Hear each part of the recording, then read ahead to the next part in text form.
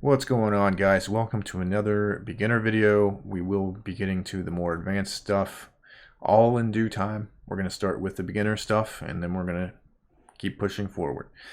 So when you're picking your first handgun, the number one thing you need to decide before you go into the store is what is the purpose of this handgun, right? Because each of these on the table have a similar but different purpose, right? They're guns, right? But we have two full-sized handguns right here, and we have two smaller, more compact handguns right here. The difference in use should be quite obvious. Now, if you were trying to be an armed professional, or you want something for home defense, this CZ75 Bravo will do the job perfectly, right? This is my go-to, personally, my go-to handgun for all these things I just said. Home defense and for, armed professional type of missions, right? Whereas my 1911, this is more of a collector's item, but it is cool, right? Me personally, I don't do 45 ACP rather, for those types of jobs. And I will explain why later. Just for now, we'll leave that, right? And of course, these two right here are for concealed carry purposes. This actually is my carry gun right here. You've seen the other version of it with the safety. I got it right here. It looks it's the same thing, but a little bit different. And again, we can talk about that later on in the video. So when you go to the gun shop, after you've decided what the purpose is for the handgun that you're going to get, one of the main things you need to do is you need to ask to see the handgun. When you're at the store and you see it behind the glass and it looks good to you, you need to ask to see it, get it in your hand. All right. One of the major things is, how does this feel in my hand? Does this feel like it belongs, like it fits, or is this kind of uncomfortable, right? So if the gun passes the comfort test, there's another thing you have to do with it. You have to take it out and shoot it. And when you take it out and shoot it, you have to figure out, can I shoot this gun accurately and efficiently? Does it not only feel good in my hand, but am I effective with it? Now, of course, effectiveness could be, user error. Maybe you don't have very much training or experience with it. But it's one of those things where maybe you're just a natural with that type of gun. I've seen that before with beginners. So keep that in mind. So those are the two major things. All right, so I'm not going to sit here and tell you exactly what brand to get, get this gun in specific. Now I'm going to recommend some guns, but you have to decide. That's on you to decide whether you like this gun, you don't like this gun.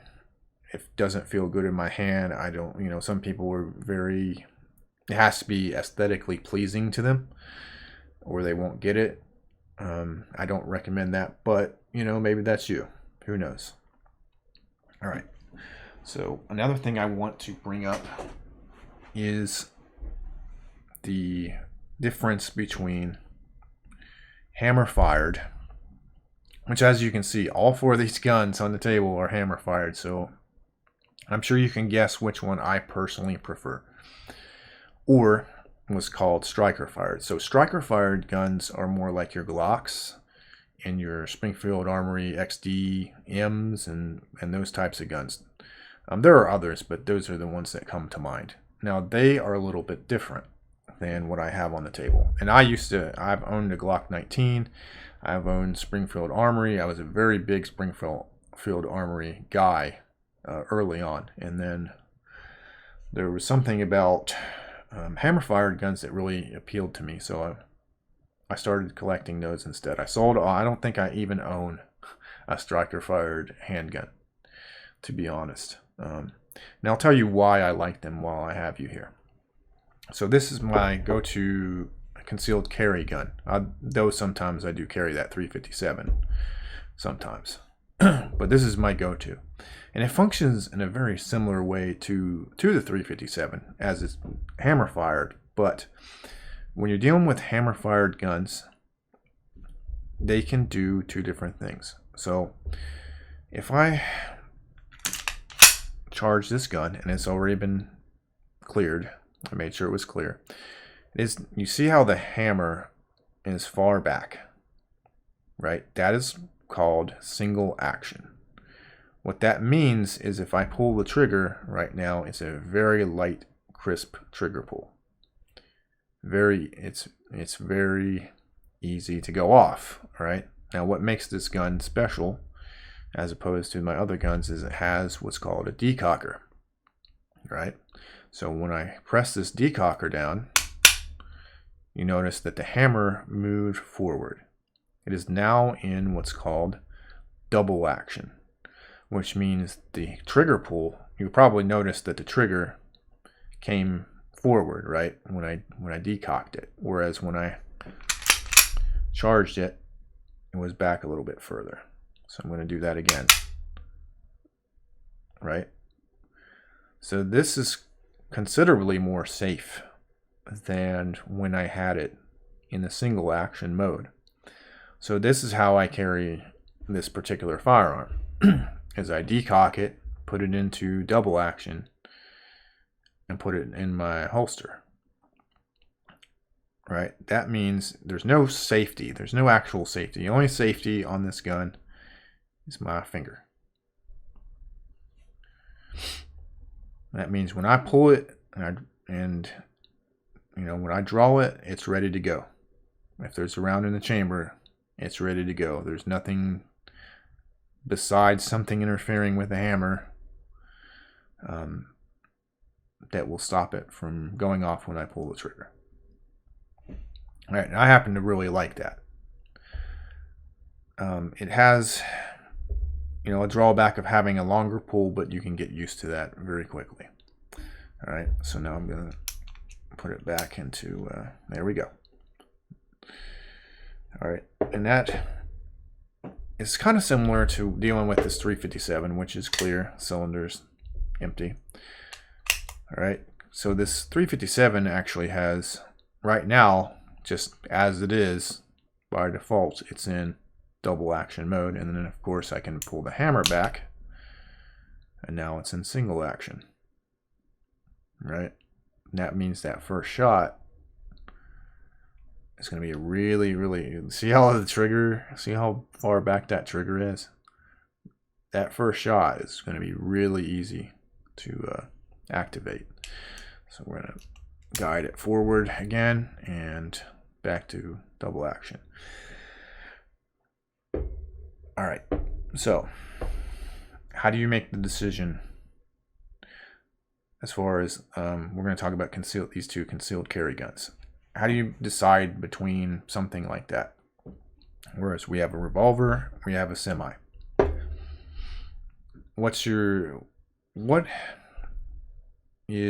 How dangerous is the place you're going to be, right?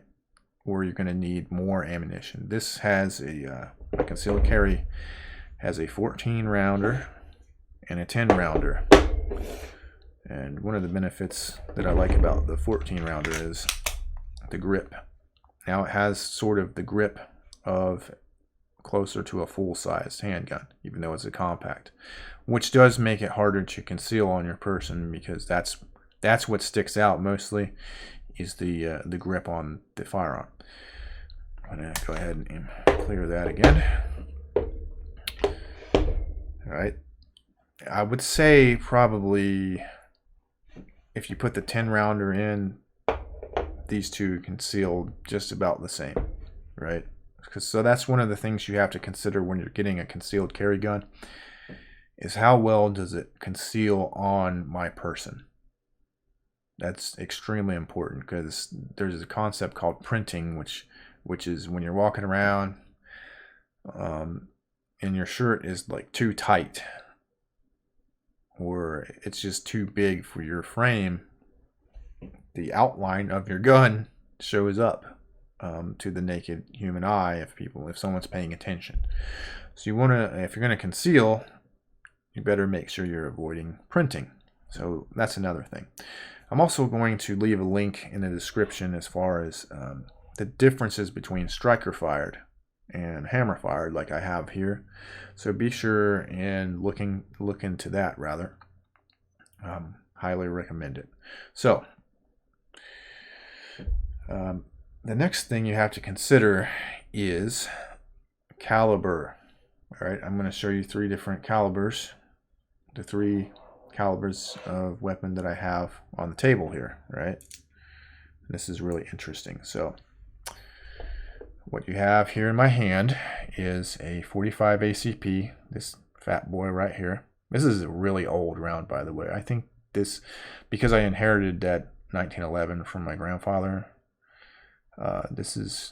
he had some really old rounds, so I figured it would be cool to show that. See if the camera autofocuses or not. This is probably made of like actual lead. I don't know. And of course, I have a 9mm that is a hollow point, because that's what you want for defensive rounds. And I have a 357 hollow point right here. All right. So what is the caliber? Because a lot of guns, you can get like a CZ. You can get a CZ75 in 40 Smith & Wesson. I don't know about 45, but you can. They do make, CZ makes a similar gun in 45 ACP if you want it. I'm a 9mm guy personally, and I've converted people from 45 ACP to 9mm once I showed them the facts, right? So because some people believe in the myth of stopping power, and those are usually FUDs, and I'm probably going to do a show or a video about FUDs later on, but that's neither here nor there. So caliber. Now you can fit a lot more rounds in a 9mm firearm than you can, like, say, 45 ACP. You can just see the difference in like how fat this boy is. Now I'm not shitting on 45. I think it's a great round, don't get me wrong, but I want more lead downrange than just a big slow round, right? Anyone who says 9mm sucks and 9mm doesn't do nothing is full of shit. They don't know what the fuck they're talking about. All right, 9mm is an effective round, and that's why the military uses it today. Same thing with 5.56. I get a lot of dopes that talk shit about 5.56, but it's put a lot of bodies in the ground. Let's just be real here. Okay, so another thing is holsters. All right, especially if you're going to conceal, it's not as important if you're just going to get a full-sized gun. All right, I still recommend you get a good holster for it, but it's not as big of a deal as a concealed carry gun. So from a concealed carry, this is the actual holster that I use, right? This is made specifically to fit this firearm. You can see that it's the way they make these is the material, they let the material dry around the gun. I think, well, usually when it's leather, this may be just like a mold. It may work in a similar way, but it's specifically just to demonstrate this fits perfectly. It's shaped perfectly for the firearm. All right, and I like those. They're really good holsters. But you also get stuff like this. This is a sticky holster. Nothing much to it. Just leather-ish material. This isn't actual leather. This is I don't even know what this is, like what material this is. But this is a sticky holster. It's meant to just go between, your firearm and your belt, and it kind of sticks to your body, if that makes sense. See, so this is specifically for my 357. Just put it in my belt and go. And it's seen better days, as you can see. It's pretty beat. I probably need to invest in a new one. Okay, so now we've covered about everything to do with picking a new handgun. Purpose, picking the gun itself, which again, I'm not going to tell you exactly what to get, but I can make some recommendations, which I will do in just a moment. And of course, you know, what else? Caliber. Yes, caliber. We covered that. Any caliber that's, say, the typical 9mm, 40 Smith & Wesson, 45 ACP, or 357 Magnum, 38 Special, any one of those calibers is going to be effective. You just have to figure out what is the threat, right? Are you in a kind of a bigger city where you may need, you know, you're probably, if you have to pull, you're probably going to get into a gunfight, which means you're going to want more rounds, which I would definitely recommend a 9mm, right? Or is the threat kind of low? You know, maybe you have like bears or something. Maybe that's your bigger threat that you're going to have to deal with. In that case, 357 Magnum for concealed, right? I literally bring this for bears. Maybe I might have both. I might have my typical 9mm and I might also have the 357 on me if I suspect there are bears, like if I'm hiking and I suspect there are bears around. I trust the 357 to drop a bear sooner, which is not to say that 9mm can't do the job. Grizzly bears have even been killed by 9mm pistols. So, you know, this 9mm is unreliable, ineffective, and a pussy round is just fucking wrong. Again, we'll do a FUD show. We'll talk all about FUD lore. But yeah, so we've covered that. All right. And lastly, brand is kind of important, right? Brand, because reputation of a gun, gun companies in particular earn reputations for a reason, right? Sometimes they have a better reputation than they should, but you know, it's hard to go wrong because, you know, if a gun was shit, it wouldn't sell that much. Unless you're talking about, well, we'll get into that. So I'm going to relay a story real quick, all right? So my father is an ex-Army veteran, much like myself, and so he is familiar with guns, right? He's not a noob, novice, but he's not really as familiar with modern stuff, right? Because he's a boomer. And so we go to the gun store, and he's looking for a beater gun to take camping and to take on the river, stuff like that. All right, something that can take a beating.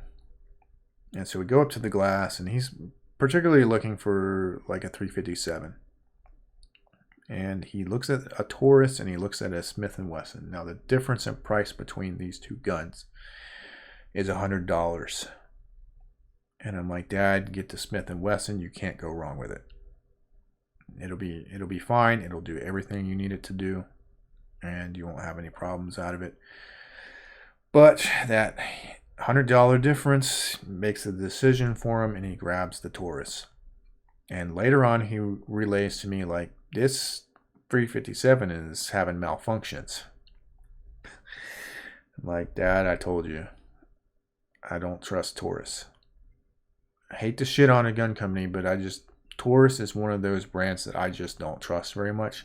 If you're just looking to dick around with it, then whatever. But if you want to be able to trust your life to a gun, the reputation matters, right? So you can't go wrong with name brands. Now, what he ended up doing in the end was he traded that Taurus in and he got a Glock 26, which he's very happy with. And you can't go wrong with Glock. I may not own Glock. I've owned Glocks before.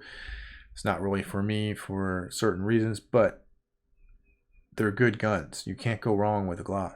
You can't go wrong with a Smith & Wesson. Aside from, you know, you might get a lemon. All right, you can't help that. But in general, you're going to have less of a chance of getting a lemon with one of these well-known, well-established companies than Taurus, which is made in Brazil. But yeah, so when you're picking a gun, make sure it's not like, yes, price matters. Like, you shouldn't run out and grab like a $2,000+ competition like gun if you're just looking for home defense, or you just want something to concealed carry. But also, like, you don't want to run around with like a $200 Saturday night special and like plan on it saving your life, because you get what you pay for, if that makes sense, right? So keep that in mind. So Smith & Wesson, Glock, Springfield Armory, CZ. I'm a huge CZ fan. Some Ruger models are great. Like, you can't go wrong with the revolvers. The revolvers are really good. There's always the chance you get a lemon with anything, but just be conscious that these cheaper, lesser known guns are gonna have a much greater chance of you getting a lemon than something that's well established or has like these CZs. The quality control on these are superb. Like, there's very few companies that can even come close to their quality control. So if you get a bad CZ, you just have the worst luck in the world. I'll just say that. But CZ will hook you up. They will take care of you if you do have an issue. Just don't dry fire the motherfucker. That's the only thing. If you do a lot of dry fire, don't do it with a CZ. That's the only thing that I will say negative about CZs, is that they don't hold up to dry fire very well. But that's going to do it for us today, guys. I know this was kind of a longer form video, but there's a lot to talk about when you're talking about making your decision to get your first handgun. So that's going to do it, and we'll catch you all in the next one.